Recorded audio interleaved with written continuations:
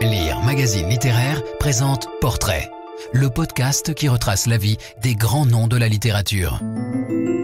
Épisode 1, Honoré de Balzac, le génie surmené.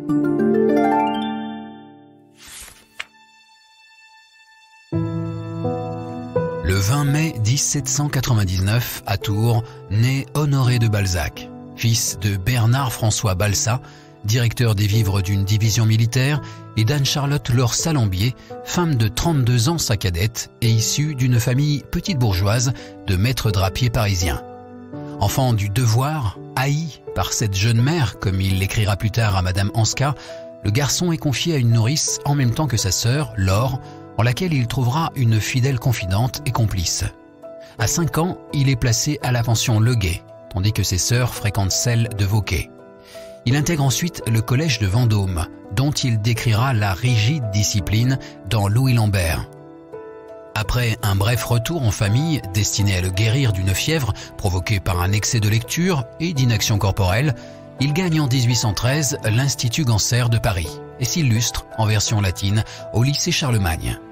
En novembre 1816, il s'inscrit en faculté de droit tout en commençant à travailler comme clerc d'avoué auprès d'un ami de la famille. Il obtient son diplôme de bachelier en droit 3 ans plus tard. Ces 3 années d'expérience professionnelle ne l'enthousiasment guère. En 1819, il abandonne le notariat pour la littérature et obtient de son père la location d'une mansarde située rue Lesdiguières. La peau de chagrin en dépeint les murs jaunes et sales, les tuiles disjointes et l'odeur de misère. Très imprégné par ses intensives lectures de Descartes, Malebranche, Hume et Locke, il songe d'abord à un traité de l'immortalité de l'âme, puis rédige une tragédie en 5 actes, Cromwell, ainsi que 2 ouvrages inachevés, Falkurne et Steny, ou les erreurs philosophiques. L'observation lui est alors déjà devenue intuitive, comme il le raconte plus tard dans Facino Cane. Une seule passion m'entraînait en dehors de mes habitudes studieuses. Mais n'était-ce pas encore de l'étude? J'allais observer les mœurs du faubourg, ses habitants et leur caractère. À 23 ans, impatient d'écrire, Balzac collabore avec le journaliste Auguste Lepoidevin à la publication de romans à la chaîne. L'exaltation lui vient aussi de Laure de Berny, femme mariée, de 22 ans son aînée, en laquelle Balzac trouve une mère, une famille, un ami, un conseil. Elle a fait l'écrivain, elle a consolé le jeune homme, elle a créé le goût, écrira Balzac en se souvenant d'elle 15 ans plus tard. En dépit de la détermination du jeune homme et de sa précoce conviction d'avoir un rôle à jouer sur la scène littéraire, le succès tarde à venir. De 1823 à 1825, 5 nouveaux ouvrages paraissent anonymement. Balzac se lance alors dans les affaires commerciales, sans davantage de succès. Il s'endette en s'improvisant éditeur des œuvres complètes de Molière et de La Fontaine, puis en achetant une fonderie de caractères d'imprimerie, liquidée 2 ans plus tard, en 1828. L'année suivante s'ouvre sous de meilleurs auspices. Intégré au cénacle de Victor Hugo, Balzac fréquente les salons à la mode de Sophie Gay, de Madame de Récamier ou du baron Gérard. En mars, après un séjour à Fougères chez son ami le baron de Pomerol, il signe de son nom un premier roman historique, Le Dernier Chouan ou La Bretagne en 1800. Malgré cette percée et le succès de Scandale, de Physiologie du mariage, quelques mois plus tard, Balzac ne peut encore vivre de sa littérature et se tourne vers le journalisme. Entre 2 voyages avec Madame de Berny, il profite cependant de ses collaborations au Voleur, à la Silhouette, à la Caricature ou au Temps pour y publier de nombreux contes et nouvelles réunis en avril 1830 dans un recueil intitulé « Scènes de la vie privée ».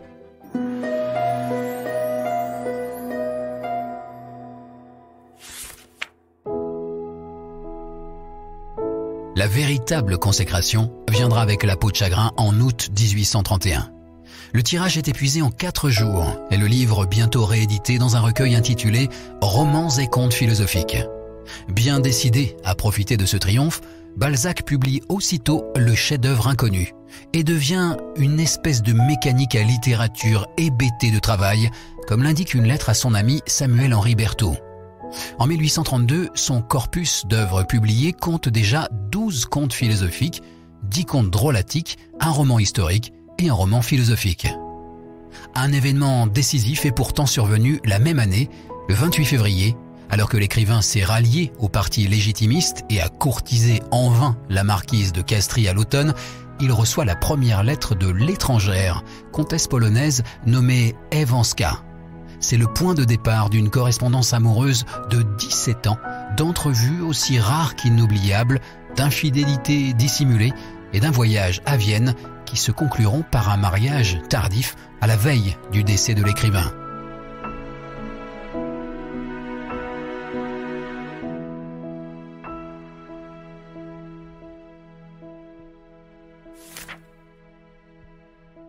En 1833, tandis que l'éditeur Mam, infâme scorpion humain, lui intente un procès pour non-livraison du second tome du Médecin de campagne, l'écrivain conclut avec la maison Charles Bécher un contrat pour la publication en 3 séries des études de mœurs au XIXe siècle. Ce seront Scènes de la vie privée, Scènes de la vie de province, dont Eugénie Grandet, et Scènes de la vie parisienne. « Saluez-moi », dit-il alors à sa sœur, « car je suis tout simplement en train de devenir un génie. » Couché comme les poules, à 6 ou 7 heures du soir, Balzac écrit jusqu'à 15 heures par jour, invente le principe de personnages récurrents avec le père Goriot, reçoit sa nouvelle maîtresse, la comtesse Guidoboni Visconti, dans un somptueux boudoir oriental aménagé rue des Batailles et transposé dans La fille aux yeux d'or, et publie encore Melmoth réconcilié, Séraphita et le contrat de mariage dans la seule année 1835. En juillet 1836, Balzac gagne son procès contre Bulloz, directeur de la Revue de Paris, qui avait vendu à son insu des épreuves du Lys dans la vallée à la Revue étrangère, publiée à Saint-Pétersbourg. Ayant à son tour fait l'acquisition d'un journal, la Chronique de Paris, il y publie la messe de l'athée, l'interdiction, Facino Cane et le début du cabinet des antiques, mais augmente ses dettes de 46 000 francs lorsque la société est dissoute quelques mois plus tard.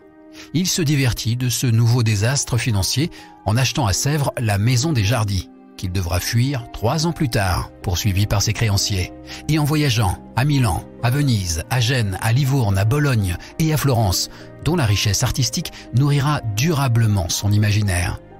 Avec la publication en 12 livraisons de La vieille fille, d'octobre à novembre 1836 dans La Presse, Balzac inaugure une nouvelle forme de parution à l'avenir prometteur, le roman feuilleton.